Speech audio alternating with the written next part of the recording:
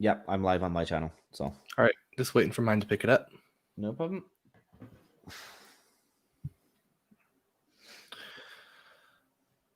Awesome. All right, welcome to Doulos Theology. Got our first live stream on YouTube today, and I am joined by atheist Stephen Ryan from Cider and Port, and we are going to be talking especially about the burden of proof between atheists and Christians in religious conversations. We've got one or two more topics before that, but before we kick it off, I'll go ahead and let Stephen introduce himself. Tell us a little about yourself. Tell us a little bit about your channel. I know you, but some of my audience might not. Yeah, so I'm Irish, first off, in case you can't tell by the accent. I'm an atheist. I'm a social commentator. I talk about politics. I'm a social democrat, just so that will kind of give you an idea of where I stand. I have a podcast. I have a call-in show. My tagline that has been on Matt Pig's channel when I'm kind of introducing myself is, you can find me on the internet anywhere where there is an argument to be had. So awesome. And for those of you who might know me, might be tuning in for the first time, this is Doulos Theology. We talk about all things Bible, all things theology. We do apologetics, obviously, which is what we're sort of doing here today. Stephen and I have talked, gosh, what is it 7, 8 times by now? Yeah, probably. Good. And a good few times. We've done the question of does God exist to death by now. So I thought we'd mix it up a little bit tonight and not have the same conversation we've had 20 times again. And we're going to do kind of a little bit more of a niche topic within atheist Christian dialogue. So first of all, I think the first topic that you wanted to talk about a little bit today, and I think this will tie in to our main topic that we're going to be talking about. Was it should everybody be an atheist? Is that the one you wanted to talk on for a few minutes before we dove into the main thing? Well, yeah, the only reason for that is because it's literally, it's just going to take me like a few minutes just to kind of adjust that. Yeah, I'll let you have the podium for that.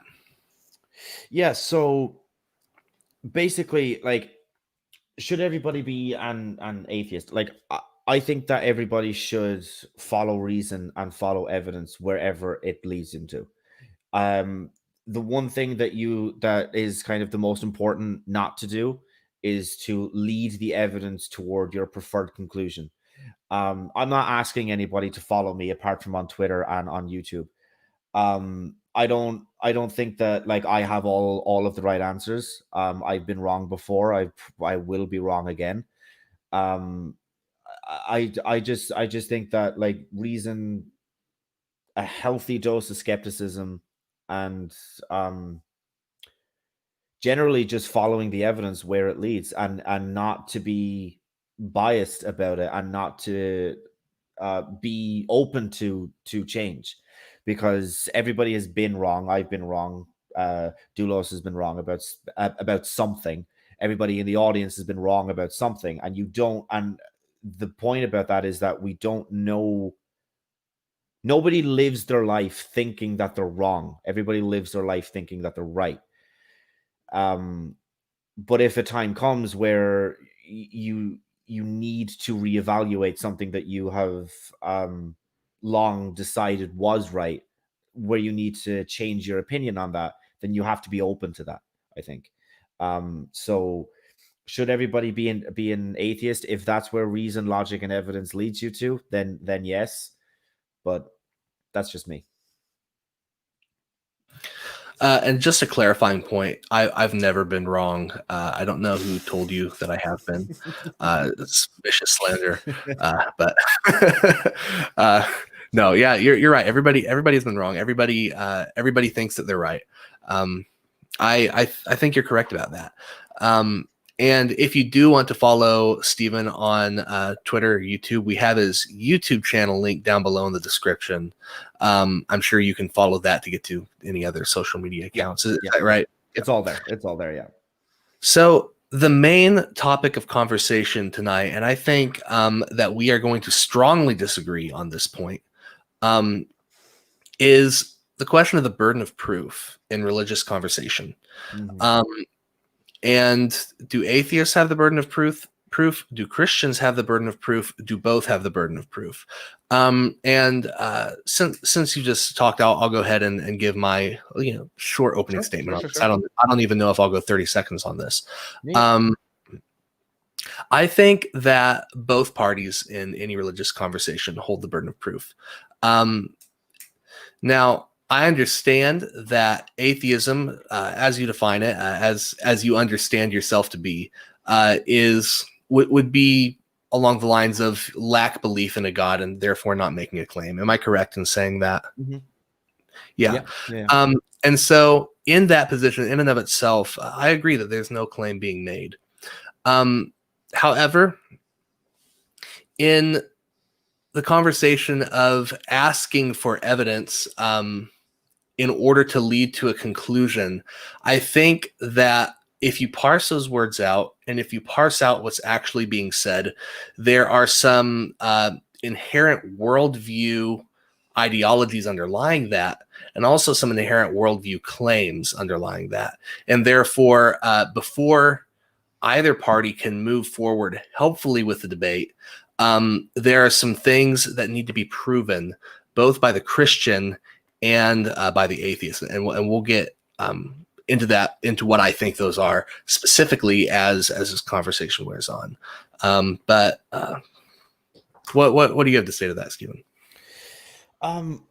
Well, it's my opinion that anybody of either side of the debate, as soon as you make a claim, and it doesn't always have to be the positive claim. So I personally do this all the time. If I run into an atheist who says I know that God does not exist, I'll push them on it just as much, possibly even harder than you guys will, as to be like, okay, how the fuck can you, sorry, like, am I allowed to swear on your channel? Sorry. I'd prefer it if you stay away from it, but I'm not gonna Okay. ban you or anything. Okay. It's just how I talk. Sorry. I'll try and stop. Where was I? You said that you push atheists who claim to Sorry, yeah. yeah. I'll push them to demonstrate that claim. So if me and you were having a discussion and I said that I know that a God does not exist, I have made a claim in that statement which holds a burden of proof. But if I just simply say that, like, I live my life as though there is no God, but I don't know 100% either way whether God does or does not exist, I'm open to being proven wrong. I'm open to being shown evidence. I mean, maybe it's just personal bias on my part, because that is the kind of lane that I find myself in. I don't think that there's a claim to that has been made there. That kind of needs to be backed up. Whereas obviously, if you say that a God does exist, that as I'm sure you will agree, that is a claim which does hold a burden of proof. I mean, if I was to say to you, we've talked a number of times before, you kind of might say, oh, that, like, I'm a generally trustworthy person, right? Just for argument's sake, just assume that you would. If I was to say to you that last night I was abducted by aliens, taken to a foreign, faraway planet. I was probed and then impregnated and then flown back to Earth, dropped off here, and now I'm here talking to you only several hours later. It doesn't matter how generally trustworthy you would find me. That is a claim which requires a significant burden of proof. It's not just my word is never going to be good enough. So uh, the evidence that needs to be there in order to substantiate the burden of proof, it depends on each and every claim. Some claims can just be taken at at word. For example, if I was to say that I have a pet cat, right? Cats are a phenomenally popular animal, and a lot of people have them as pets, so you're more than justified in just taking my word for it. However, if I was to say the alien quote, it doesn't matter how many times I've told you the truth before. You're going to need more than just my word for it. And if we're talking about the ultimate creator of the universe, who like dictated everything, and who cares where I stick my pee-pee, you're going to need an awful lot of evidence. Like, that's probably like the biggest collection of evidence that we're going to need. So that's kind of where we're coming from, or where I'm coming from. Yeah, sure. So, it's something that I hear quite often, and you didn't say quite this. And I'm not saying that you would or have made this claim. Maybe you would make this claim. But for example, I hear, for example, talking about the God question. If I'm talking to an atheist, oftentimes I'll hear that compared to something like, belief in unicorns or belief in Bigfoot. That's a parallel that's often brought up, I find, in my personal experience. And so, especially with, like, let's take Bigfoot or even aliens, right? So if I were to say I do not believe in aliens, and someone else was to say I do believe in aliens, I think that the lack of belief in aliens on my part and the inclusion of belief in aliens on another person's part, there's not going to be, outside of that immediate fact, our worldviews aren't going to be too terribly different. Or with Bigfoot, right? So, the sum total of beliefs that we believe about the universe and the way that things operate. One person believes that in the remote forests of Canada somewhere, there's a large mammal that is as yet been elusive to scientific authorities' ability to observe it and document it and whatnot. And I think that that's just bunk. Well, overall, our worldviews aren't that different. Now, when we bring the idea of God into the picture, I think that a worldview which lacks belief in God, broadly defined as an atheistic worldview, so atheistic without God, worldview that is without God, is going to look a whole lot different than a worldview that is theistic and does include a God.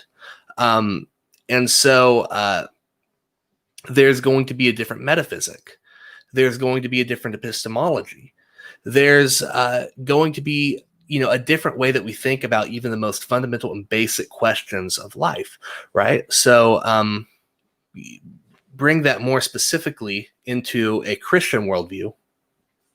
If I'm being a consistent Christian, living out the principles that I believe that are taught in Scripture and whatnot, every question I ask, I'm going to be running that by the Bible. The basis for my knowledge and the basis for everything that I believe, and this is presuppositionalism, which we've talked about before, and you can see on my channel and some of my other videos. Now that I'm bringing that up, I'll link that down in the description after this all is over. I operate on what's called a revelational epistemology, and so I think that the foundation of all knowledge is, first of all, the Bible, and also along with that, God, what in Reformed theology are called the principium of not only theology, but also all knowledge in general, the most basic fundamental level of everything. Now, if I'm talking to somebody like you, Stephen, who lacks the Bible and God in their epistemology as the most basic fundamental levels of how we ought to be operating and thinking about everything, I think the way that we approach questions is going to be quite different, including the way that we approach questions of, give me evidence that such and such exists, especially give me evidence that God exists. I've been talking for a while. I want to give you a chance to respond to what I've just said. Yeah, so I guess my kind of biggest there was some smaller things, but I'll just kind of focus on the kind of biggest objection to what you just said. Um I honestly don't think that the two worldviews, it's a personal gripe of mine. I personally don't see atheism as a worldview. It's Mm-hmm. like atheism is like the single answer to a single question, and it does not tell you anything about what I like anything else about what I believe. So like there are right-leaning atheists, there are left-leaning atheists, there are atheists who believe in some elements of supernatural, there are atheists like there's we're all over the place, as with Christians, of course. Yeah. So yes, I view the world as though a God does not exist, but um I don't think that the way that I'm viewing the world is all too different from how you're viewing it. It would just be kind of like, if I were to kind of ask myself the question of, like, where did all this come from? Where did, like, any of those types of questions, I'm probably going to go with a more kind of like a naturalistic explanation, like such as the Big Bang, just for an example. Mm-hmm. Whereas you would kind of go back to well, it's God, and it's creation, and it's these sorts of things. Other than that, it would be like kind of more accurate to kind of say that, like, the origin point of where everything kind of came from, that would be the only kind of major difference in how we see the world. But I mean, like, Mm-hmm. other than that, I think that we're kind of viewing this the same universe.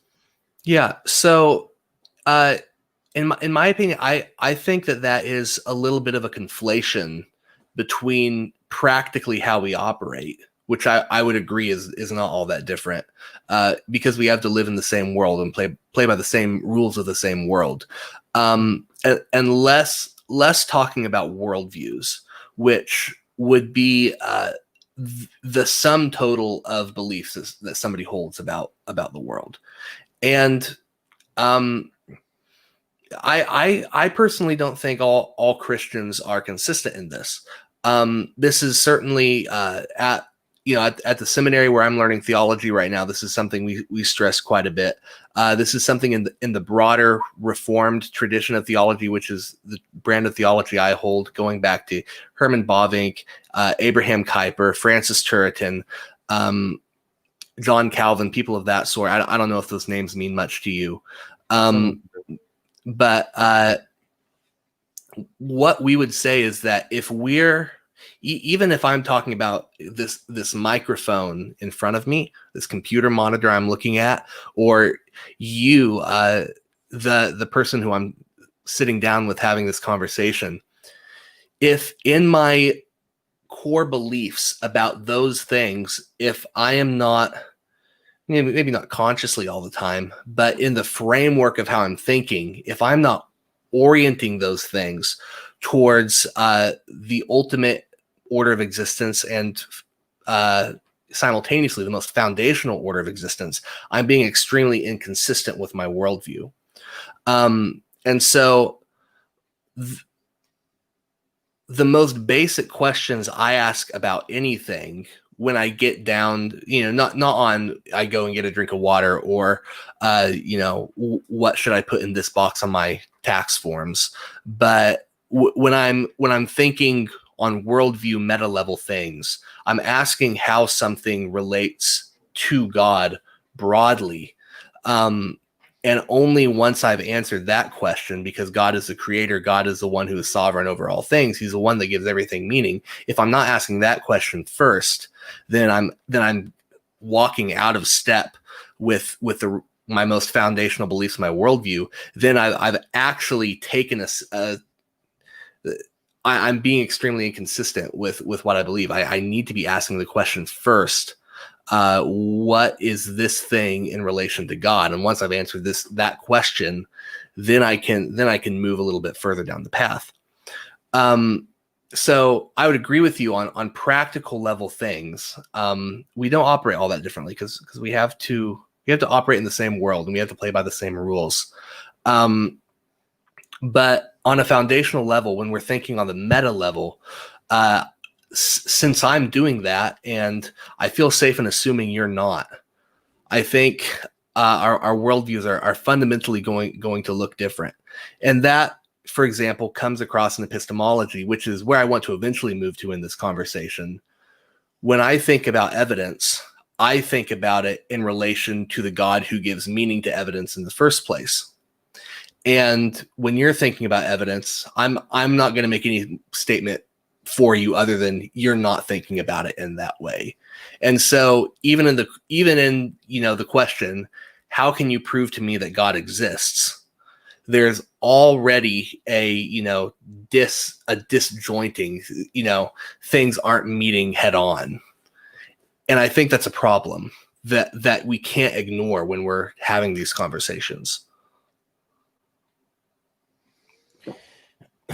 Okay.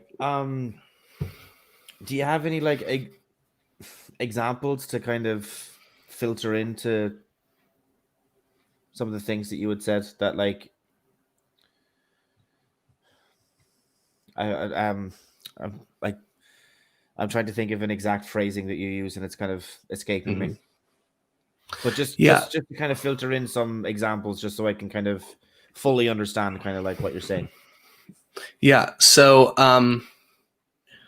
for example, I'm going to move it to the epistemology section zone, unless you'd like to stay in more of the metaphysical, what things are zone. Would you like, I guess, just getting into deep philosophical words, a metaphysical example or a epistemological example? Which would be more helpful? Go with the metaphysical. So I've got a pencil here in front of me. On one level, this is just a pencil. I use it to write. I use it to underline things in my book and write notes as I'm listening to class lectures. Mm-hmm. This morning, I used it to do a quiz for my Hebrew class. So there are some just basic things about that pencil. But when I'm really thinking on a meta level, on a meta means with in Greek, so alongside, speaking for the audience here. So taking a step back and looking at it on a big picture. I'm going to say that the wood in this pencil was created by God.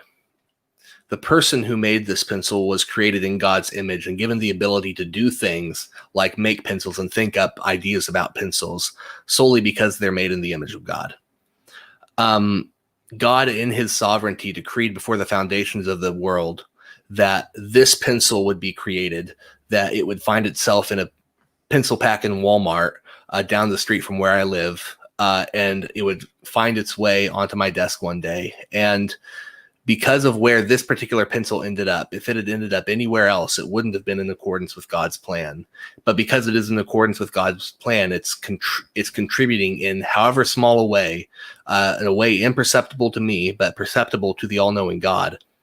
It's contributing to the greater glory and the greater magnification of his name in all the earth unto the end times, to where if this pencil had ended up somewhere else, God's name would not be as glorified as if it had ended up here. And say the same thing for every single pencil that exists in the world, the pencils on your desk. And so, that's just a brief snapshot of how I plug a item into my thinking about the world. So any thoughts on that? Do you want me to continue?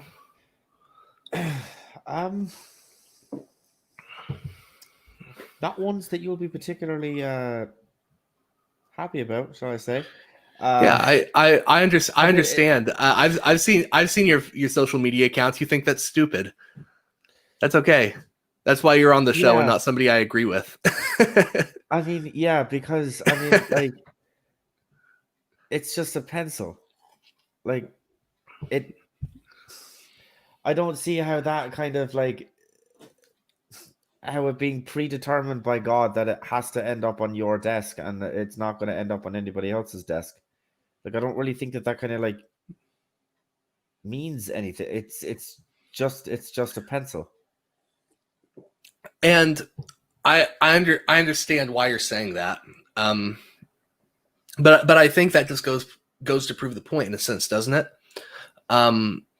Because I go into this long explanation about a pencil, and this is perfectly consistent with my worldview. I think if any of those long lists of theologians I listed earlier, if any of them had been sitting here listening, they would have been like, these are people I learned this from. They would have been like, "Amen, keep preaching, brother."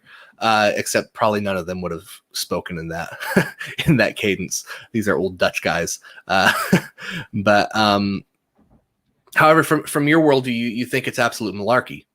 To steal a term from Joe Biden, uh,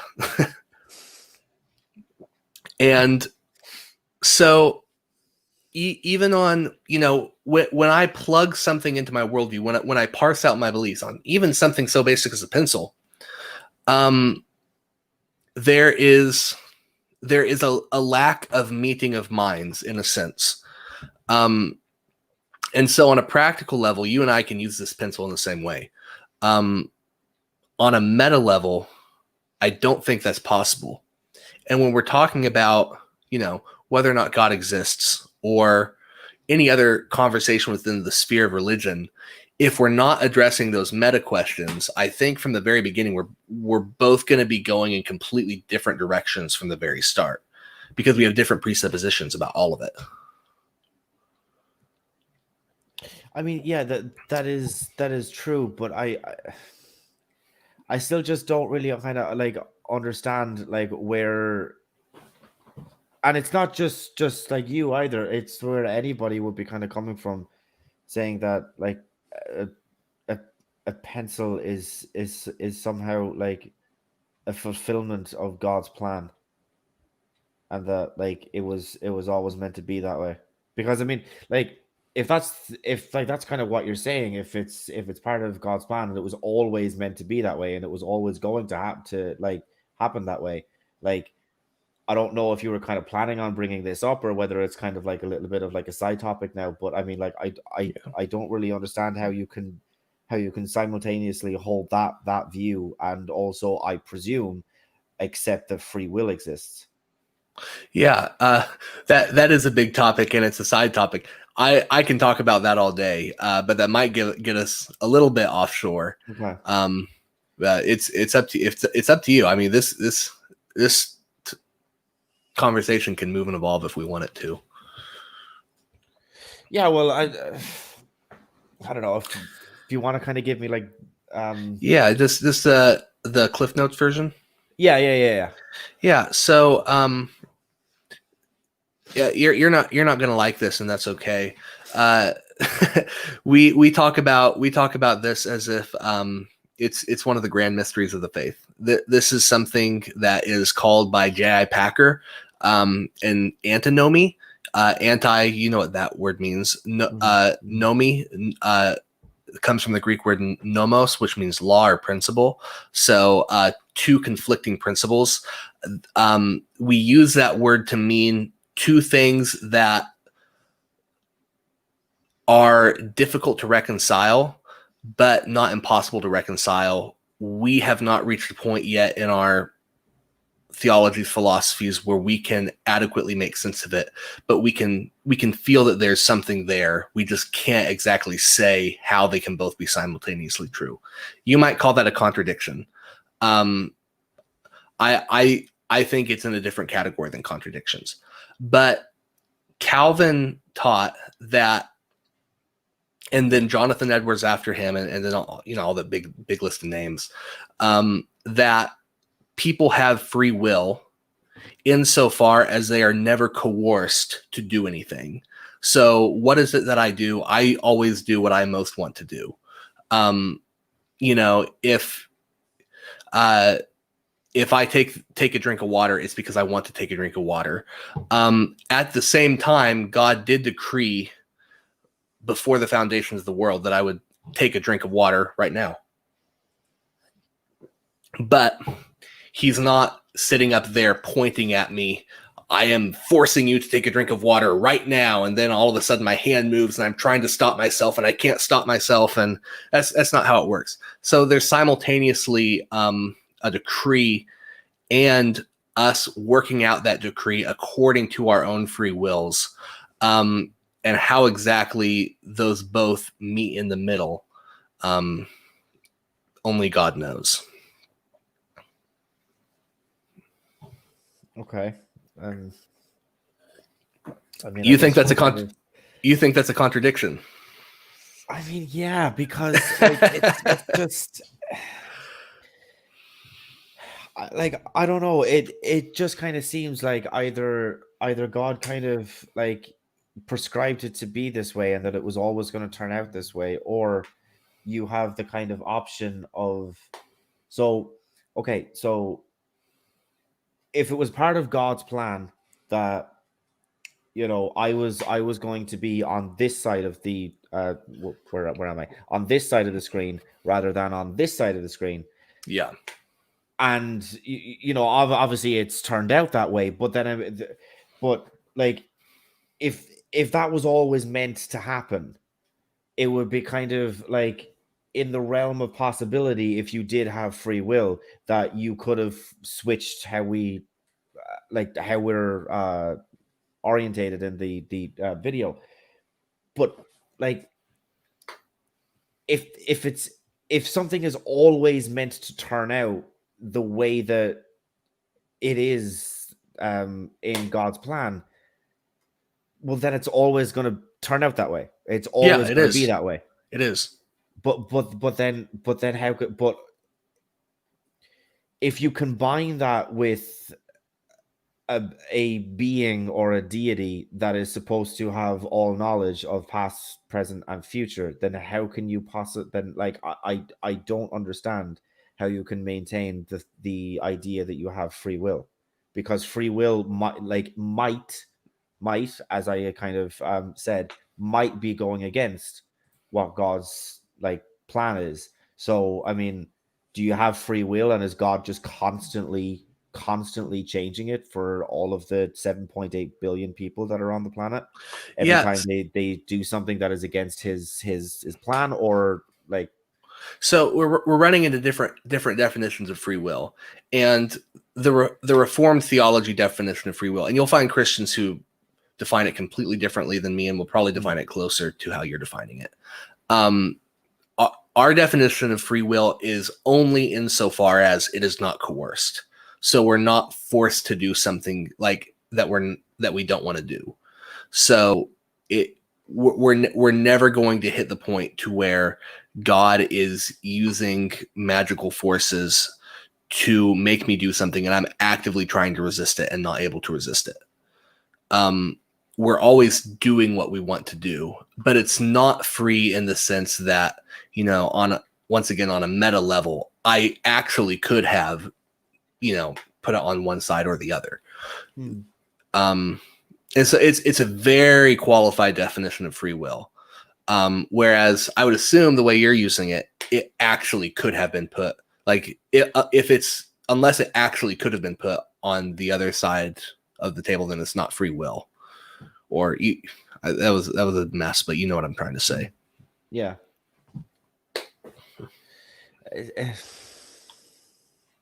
I don't know. I just don't know how kind of how much we can kind of delve into this particular topic given the kind of time frame. Yeah. No, that's okay. I can tell you find it interesting though, or at least debatable. Yeah. Oh yeah. So for sure. Yeah, maybe we can revisit that sometime. But oh gosh, I have been eating the mic time. So is there anything you're inclined to say? Moving back towards the topic of burden of proof and whatnot. I mean, like, if you claim that, like, that something doesn't exist, right? Yes. So if I was to say that leprechauns don't exist, which I know was slightly blasphemous given my country of origin, but if you were to say that they don't exist, I mean, like, is it on me to prove that, like, to prove that they don't, or is it on you to prove that they do, given in this kind of example that you accept the existence of leprechauns? I mean, my kind of, like, idealistic kind of vision of the future is that we don't even have a word for atheist, because you don't have a word for you know a unicornist. Like, Sure. you don't have a word for somebody who doesn't believe in unicorns. You don't have a word for somebody who doesn't believe in Mm-hmm. pixies or gnomes or any of these kind of fairy tale-esque creatures. Now, that's not necessarily to say that I'm equating that to being with your, like, with your belief. I'm just going to using those as a examples. The point is that, like, you don't have a word for not believing in all of these things. So why is it only God that we have a word that specifically for not believing in it? I think that it should be, if I claim that there are such things as unicorns, then it should be on me to prove that they exist. And I'm kind of steadfast in my position on this, which is that, like, if you claim that something does exist, it is on you to prove that it does, and not necessarily on me to prove that it doesn't. Yeah. Yeah. And there's certainly an extent to which I can agree with everything you just said, including in the God question. So if we approach a conversation in a debate of does God exist, picture it in a formal debate, even picture it in a casual conversation. If I am going to meet the burden placed on me by the end of that debate, I am certainly going to have to provide good, solid reason in some sense or another that God does exist in order to meet the burden that is on me, right? And Mhm. you agree with that, right? Yeah. Yeah. Now, when we get into the question of God, and this is, like I said, this is why I think it's different, because the question of God is, once again, a foundational worldview question. So I how can I express this more clearly? I don't want to say that there is. I would disagree on this point, but for the sake of the conversation, I'll stay away from it. I don't want to say that there is an atheist worldview. I do want to say that there are, as if it's one single thing. I do want to say that there are categories of worldviews which include, or which do not include a God, which I would broadly define as atheistic. But if you don't like that terminology, we can stay away from that terminology. So I think that a worldview that does not include leprechauns doesn't look a whole lot different from a worldview that does include leprechauns, if that's the only difference. Mm-hmm. I think that a worldview which does include God and a worldview which doesn't include God are going to look very, very different on a foundational level if you're being consistent. So if you and I being a Christian, you being an atheist, have basically the same worldview, except one of us has a God in our worldview and the other one doesn't. One of us is being ridiculously inconsistent with our foundational beliefs.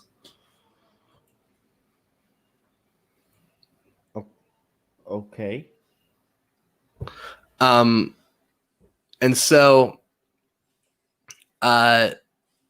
because of that, when we're asking this question and you're telling me, prove to me that God exists, and you're using words like evidence and things like that, I'm going to have to approach this from the point of view of, okay, we're not operating within the same worldview to where mere evidence can bring us to the same point of view. Instead, I have to operate on a meta level and say, I have to bridge a gap from one worldview into another. And at the same time, if you're not doing some work to bridge the gap from one worldview into another, I'm just going to be blowing smoke. And the same thing for you. So if you're cognizant of that and you leave your worldview to come to mine, then you're just going to be blowing smoke, right? So I think you would agree to this. If I were to give you the cosmological argument, right? So everything that begins to exist. Yeah, so this is proving my point, though. Everything that begins to exist has a cause. The universe begins to exist. Therefore, the universe has a cause. It's timeless. The whole shebang, right? Well, you're going to say there's quite a bit that you smuggle into that makes that not work, right? Well, I would just say that nowhere in the Quran does it include the word God. Right. And so I mean, I would almost agree with what the Kalam says. Insofar as like almost kind of isolating its conclusion, which is that the universe had a cause, but I'm saying that it's the Big Bang, whereas other people are saying that no, that it was God snapped his fingers and said, "Let there be light." Like that's like we just have a difference of opinion on the cause of the universe then. But like nowhere in the Kalam does it specifically say, like, it had a cause. It was God, by the way. Like that doesn't kind of like that's not there. So the whole thing, like the two premises and the conclusion, it never includes the word God. Believe it or not, there's a surprising number of Christian theologians who, in their theologies, they critique the Kalam cosmological arguments on the exact same grounds that you just did. The point is its inefficiency in bridging a worldview. So I, as a Christian, I include God in my worldview. I start there with the existence of God. Then that doesn't seem like it's smuggling anything in because that's already there for me to exist to begin with. I bridge that over and I speak that into a worldview that doesn't include God. Then all of a sudden I'm smuggling something in, right? And I guess so, but like you could just kind of say like, so if both of us were to hear the kalam as it's stated, and I would say okay, it's the Big Bang, you would say it's God. Like sorry, just kind of go back. If we would hear that and we were to both ask ourselves, okay, well, what is that cause? What caused it? Then I would say the Big Bang and you would say God. And therefore we just have a difference of opinion. But then we kind of have to figure, well, we kind of both can't be right. I mean, there's a possibility. I don't think it's very likely, but there is a possibility that we could both be right, that God snapping his fingers was the Big Bang. I don't personally think. The point is that on the face of it, we have a disagreement on what the cause was. And so therefore our next step is to kind of try and figure out which one of us is right. Sure. Yeah. And I think that going into which one of us is right includes those meta worldview questions. Right. And so that's where it gets deeper, because in a sense, I agree with a whole bunch of what you're saying. I just think we can go one step deeper. And so here, maybe this will lead to some more sharp disagreement, which is what the people are tuning in for, right? Probably. So, so when you say that there needs to be evidence for God to exist before you can accept God exists, I think that I have the right to ask you what kind of evidence are you looking for? What would be sufficient? And why is that evidence sensible within the worldview that you're operating under, to where I can import my statements from my worldview into yours and there actually be a meeting of minds? And say that again? Sorry. yeah, so I mean, maybe that wasn't the best expressed. I think that when you're asking me for evidence, if we're in a conversation about whether or not God exists, I think that I have the right and even the duty in a conversation like that to ask you a question about what does evidence mean for you, and how is it that evidence is actually sensible in any meaning within your worldview? Like, how is it that evidence can work so that I can give evidence to you and I can trust that it's going to be judged in a fair way, or I can trust that it's going to actually be dealt with consistently at all? I mean, okay, so the first part of that I would kind of label as like a meaningless question, which is like, do I have a reason for like accepting evidence? I think is kind of like a way of restating what you said. Yeah, I don't think that like you need a reason for accepting evidence. Like it's you just do it automatically. You don't like you either accept evidence or you don't accept evidence. You don't necessarily need a reason for it. There might be a reason for it, but I don't think that you like kind of need to kind of state ahead of time what that is. The types of evidence that I would accept for a God claim would be kind of there's a word on this and it's slipping my mind. God, this is showing how fucking tired I am, because solipsism is coming to my mind, which is the completely wrong word to use. Oh God, I can't think of the word. Basically, it's like evidence and evidence only, and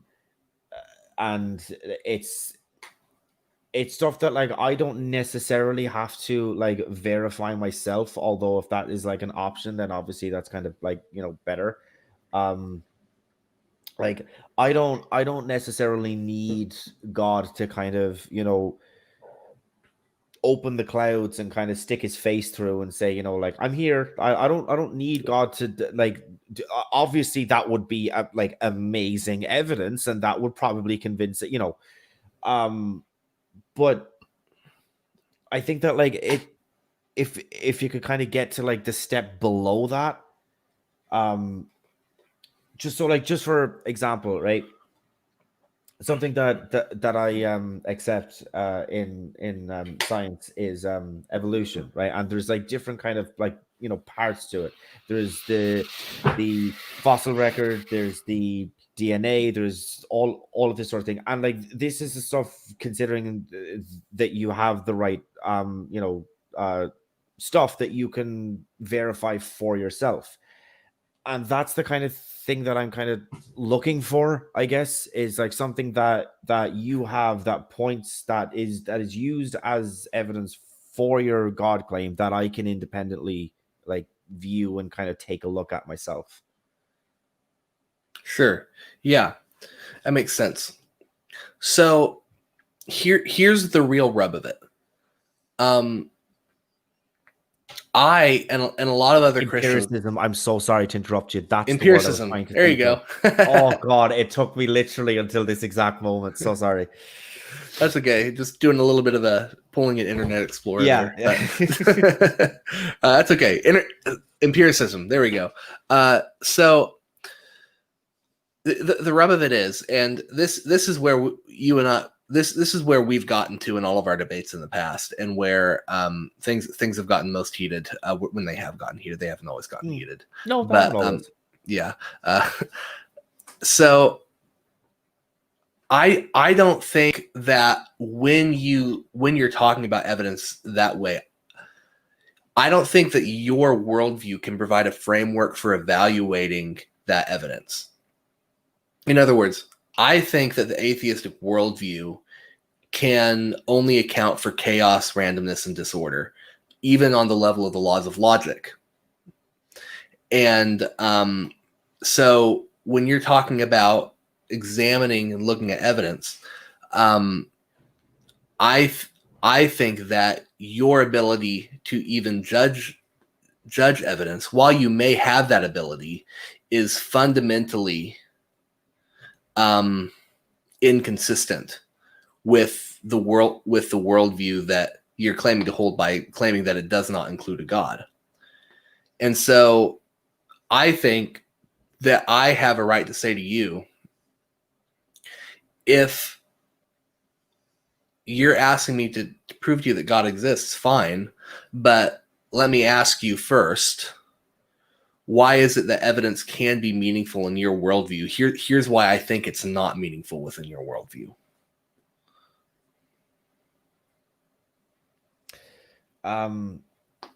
Yeah, look, it's why I don't think that like atheism is a worldview. Like you can be if I was to say that I was a naturalist Mm-hmm. and that I reject all supernatural explanations, and that I only accept, natural explanations for like why stuff happens. How do I kind of put this into an example? It's it's sort of like any kind of, if there was a robbery, right? Yeah. In a house, it like doesn't matter.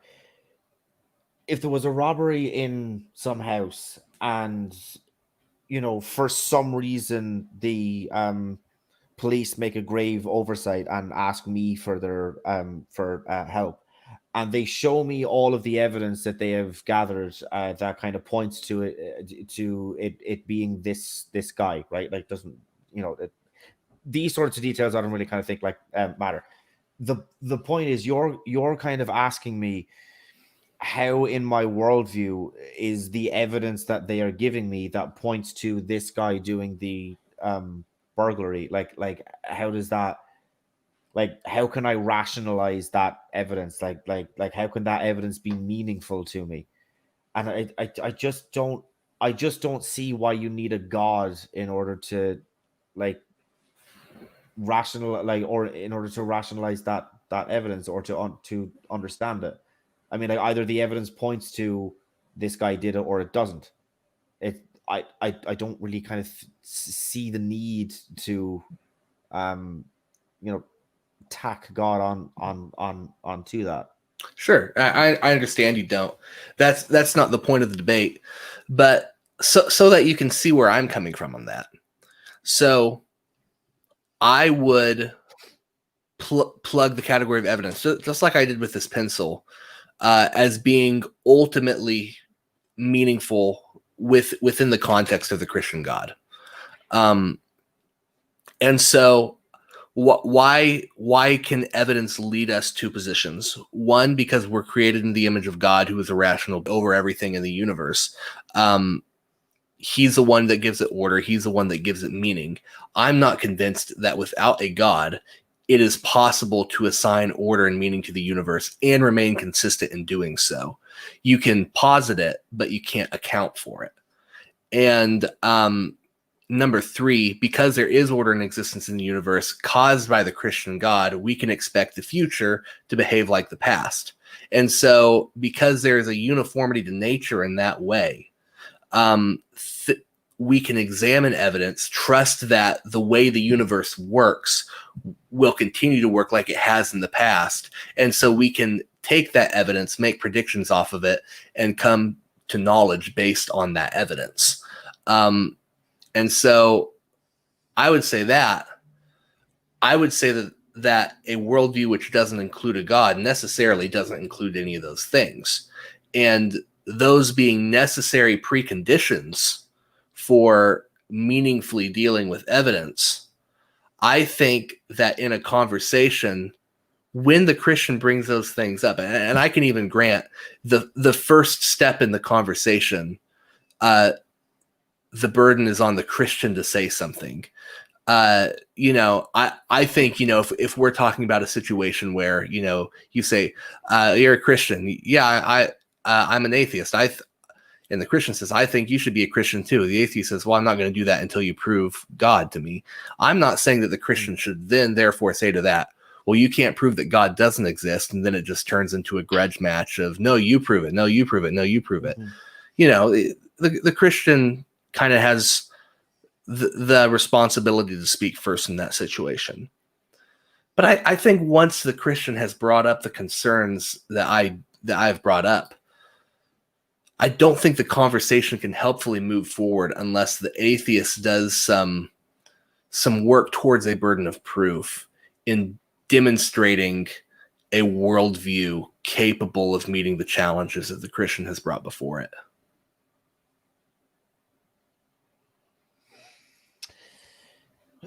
Yeah, so I hear what you're saying.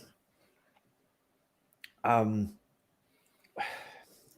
guess a helpful question on my end, I guess, would be so extrapolating from like what you have said, and like not even necessarily to kind of put words in your mouth, but just kind of like working backwards from like something else that you have said. If you need God in order to interpret or to make any sort of like meaningful sense out of evidence, for anybody who deals with evidence on a daily basis, so just kind of say just like any random scientist, it wouldn't even matter which field, just any random scientist. And let's just say this, just for the sake of argument, that they do not accept that a God exists. If they live their life in the same way that I am, as if there is no God, is it of your opinion that that a God that the reason why they are able to make sense of evidence is because a God exists? Or like, is it even remotely possible that you are actually able to make sense of evidence and that it is actually meaningful to you in some way without the necessity of a God?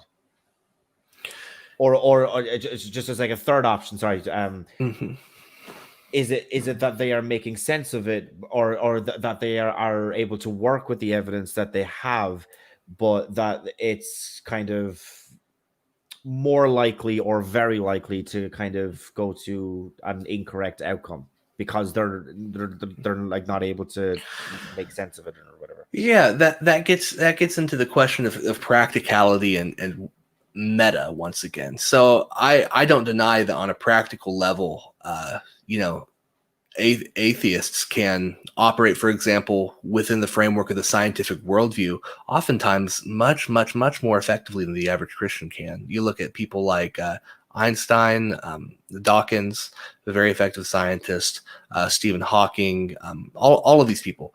I would not doubt their practical ability to evaluate evidence, especially in the scientific realm. I wouldn't doubt that one bit. And so it's a common misconception. That's what I heard the first time I heard this view.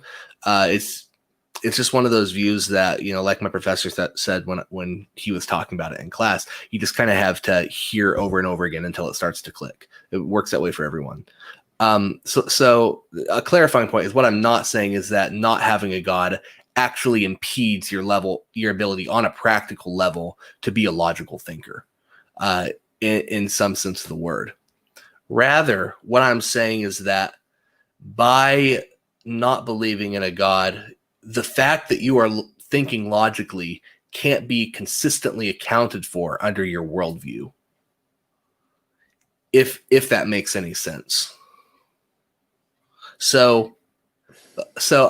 Here's a helpful analogy that that Cornelius Van Til, who is a major player in introducing the system that he used. There are beams under the floorboards holding the floorboards up. Now, somebody can say the beams under this floor do not exist, and then walk across the floor and walk across it with the same success as anybody else. But on a level of thinking about why they can walk across the floor, are they able to account for why they can walk across that floor? No, they can't, because the only thing that could possibly account for that beam's holding up the floor. They've excluded that from their system of beliefs, and they walk across the floor anyway. It makes them inconsistent. Now, the person who says there are beams under this floor and then walks across the floor, that person is being consistent, and still doing the same thing to the same effect.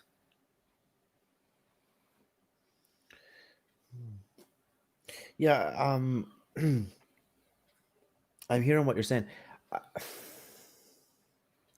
I'm still just kind of struggling with this idea that, like,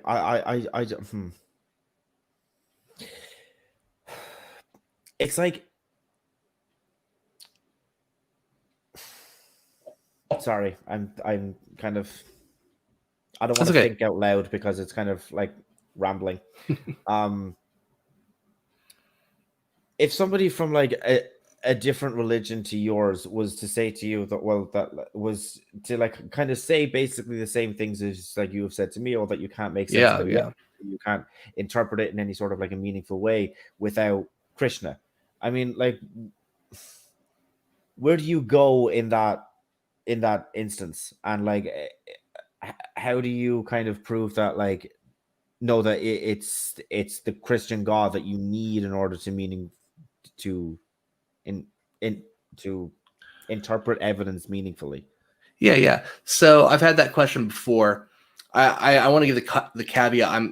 My forte isn't world religions. So thinking off the top of my head, what do these religions entail? Oh yeah, that's right.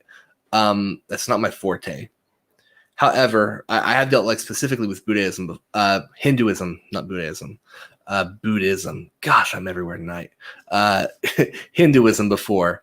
And I would say that Hinduism fails to meet the internal consistency test, and Christianity does. So, and also, Krishna, a lot of times we can be tempted as Westerners, I think, to import our Western ideas of God into the Eastern idea of God. But the Eastern idea of God is really different. It's way different. And it doesn't say the same things about how God is responsible for and undergirds reality, the same way that Western thought does. And so it's when the rubber meets the road, it's really not one-to-one. Okay, fair enough. I would just kind of ask only because it's like ridiculously fucking late here, and I'm kind of yeah. And on that point, just really quickly, we have had a few people in the chat. It looks like there's not as many now. But if there's anybody who has questions, go ahead and type them in now, and we're wrapping up now. We'll answer those questions as they come in. Just a few of them. But okay, go ahead and continue with your point. Sorry. I was just going to ask, was there any kind of like final questions that like you had to ask me? That was the only thing that I was going to say. Yeah. I think I've said my piece. I think the only questions I would ask you would get into completely different topics about actually, we've kind of simulated what a Christian and an atheist would say in a debate, and then parsed that out, what's going on behind the scenes, but behind both of those things. Now I would actually want to do that debate a little bit more in earnest. and then take a step back. That's going to take too long. And I see we do have a few more viewers coming in. We're wrapping it up now. If you have any questions to ask, though, if you've been in here before and have heard some of the debate, go ahead and type them in now, and we'll get to those questions as they come in. Do you have any final questions for me, Stephen? Or a final bit to say at the end? No, I don't think so. Honestly, I think that we've kind of. It's just because like this conversation almost inevitably is going to take us down like a lot of different roads. Yeah. And like a lot of different kind of areas to be explored and stuff like that. And it's just kind of because of the time constraints and everything else like that that we just like don't really kind of have the opportunity to kind of fully explore this. But yeah, so I think I kind of said like as much as I kind of can say given the opportunities that it's afforded to us. Okay, awesome. Well, I will give a few more questions, just a few questions. The only thing that's come in so far is related to the idea of predestination and free will. I'll address these very briefly. So we've got Sama Ramos. So is it like God knows what we're going to do, and because he knows exactly how it'll play out, and because he knows how it will play out, he will make it to somehow lead to his glorification? Thank you for that question. Zach M responded to this, and I think he's straight on. That would be more akin to Molinism, sort of. And I think he's correct in that. The idea that you're getting at, Salma, is that God is learning from something that happened, and in response to the information that he's taking in, he's directing it in a certain way. I think that leads to a number of problems that I don't really have the time to get into now. But I would say that if we're gonna hold together a consistent doctrine of God, God has to be not only the cause of all, not only somebody who knows everything, but also the cause of all knowledge. And if we lose that, we lose the sovereignty of God. We lose the aseity of God, and we lose the impassibility of God. All things that really are difficult to look into. And so, yeah, so Zach M said, God isn't looking into the future and learning. He is determining all things sovereignly. Thank you for helping me out, Zach M.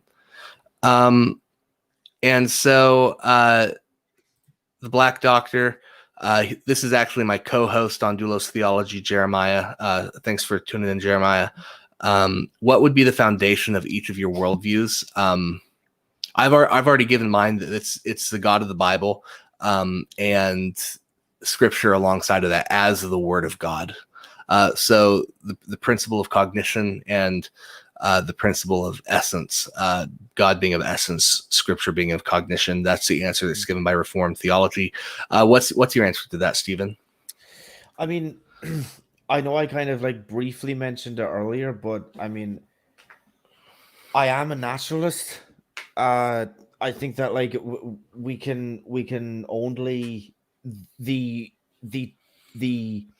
tools that are afforded to us right now means that we can only test and we can only investigate naturalistic explanations. We don't yet have a way of testing supernatural explanations. That doesn't necessarily mean that we're never going to have a way or that we will always never be able to test it, but just as right now we don't.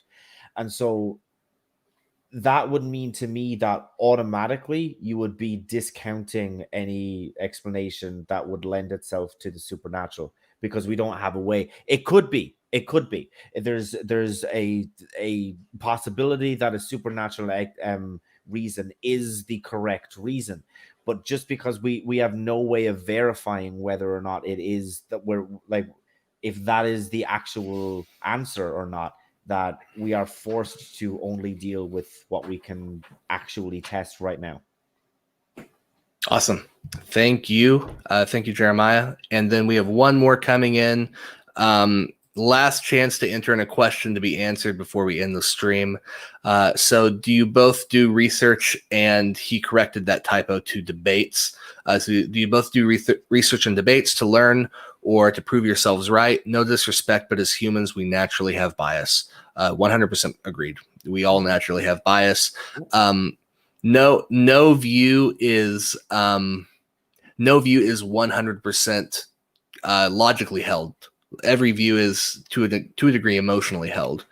Every belief is, and so we have a little bit of an emotional connection. I research quite a bit. I try to ask questions that I think skeptics would ask of my beliefs. And I also I obviously I do debates. We both do debates. That's why we're here. And so yeah, I do try to challenge my bias. Nevertheless, I'm very convinced. That being said, I think one thing I do not do is I don't pretend that I don't have bias in conversations like this, which is something I think a lot of Christians do. I don't think that's the way to go about doing things. That gets into the presuppositional versus classical apologetic methodologies. We have a video on that. I'll link it down in the description. Stephen? Yeah, no, so I do research because, and I, delve into these areas because I don't think that anybody wants to hold an opinion that is not correct or that is not rooted in kind of, a bedrock of evidence, or like where all of the evidence is kind of leading to. I think that we, generally speaking, want to believe as many true things as we possibly can.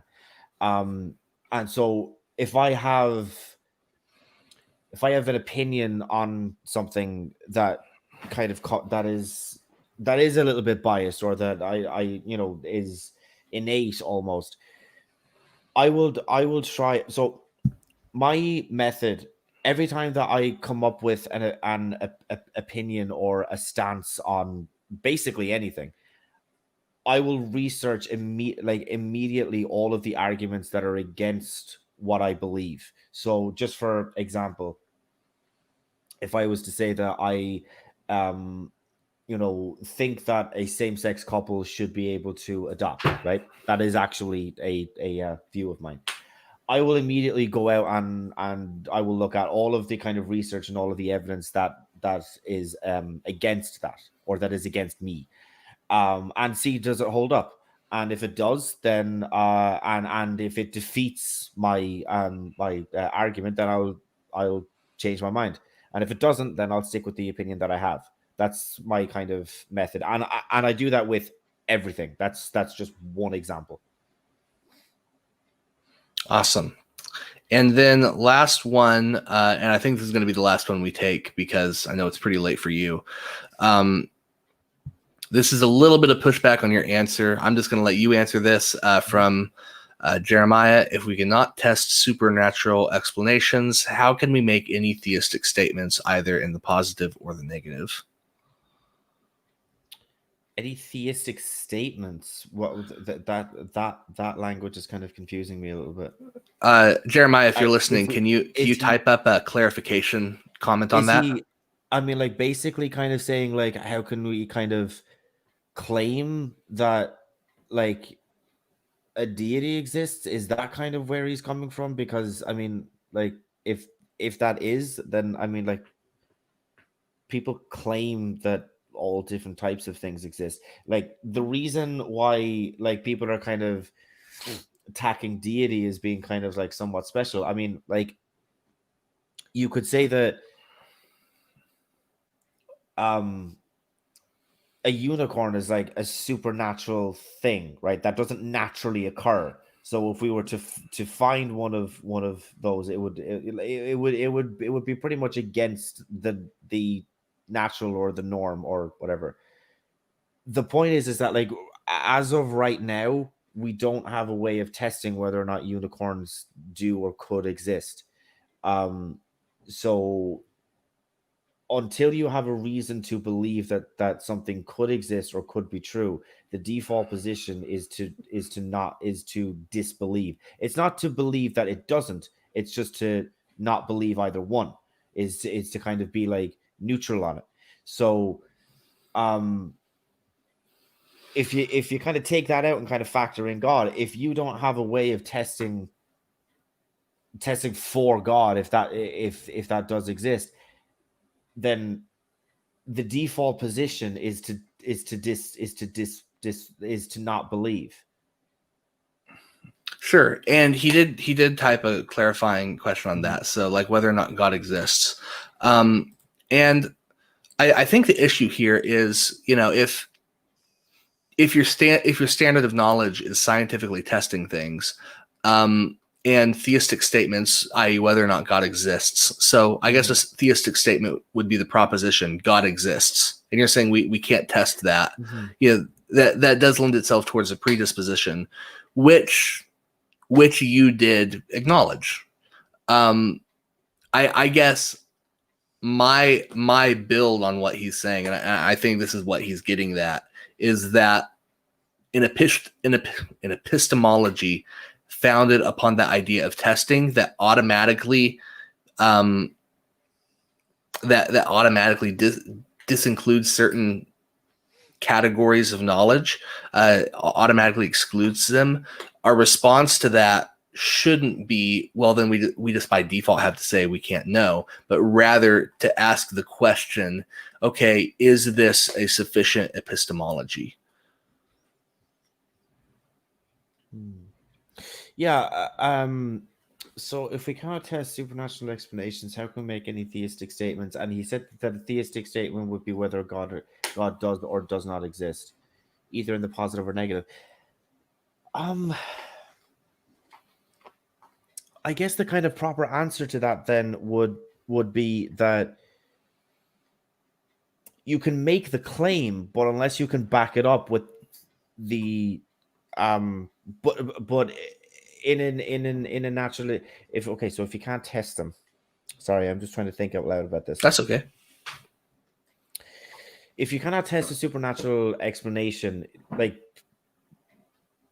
people could make the assumption that it is a supernatural explanation, but because you cannot test it, you do rule it out, not necessarily because it's false, but because you cannot determine whether it is true or false, if that makes any sort of sense. Sure. So, I mean, like, this is not the greatest example because it's not exactly supernatural, but if you could just kind of see like where I'm kind of coming from. If I was to do so, if I was to cause a noise to happen off camera, right? Or that's like out of the shot of the camera, I could kind of say, oh, that that was a supernatural explanation, like it was a poltergeist that made that sound, right? We don't have a method of testing if that statement that it was a poltergeist is true or false. So whether or not it is true or false, if you cannot test for it, then you automatically have to kind of cast it aside and kind of say, no, like let's go with the naturalistic explanations. If you can't find one, then you can kind of say, okay, well, look, we're not necessarily ruling it in, but this is just an unknown right now. All right, thank you so much. And we could go on about this, but oh god, yeah, we could go on about this, but we are going to end the stream here. Stephen, thank you so much for coming on to the show, discussing this. It's a very interesting conversation. We really got into the weeds. Hopefully it was helpful for the people who are listening, watching on their computers. Once again, this is Stephen Ryan from Cider and Port. He has his own channel. If you liked what he said, go ahead and check him out. The link's down in the description below. You can follow him on Twitter and everything from there. This is Doulos Theology. Thank you guys for watching. My name is Chris. I'm going to be moving to our Discord server to field questions. I invited Stephen to come along, but it's quite late for him, so he's gonna go to bed. Unless last minute change of mind, you can still come along. No, look, just for kind of reference, it is 20 past 3 in the morning right here. So there is So Stephen's going to go to bed. Yeah. But thank you guys for tuning in. If you want to follow me to Discord, links down in the description below. Have a good night, everyone.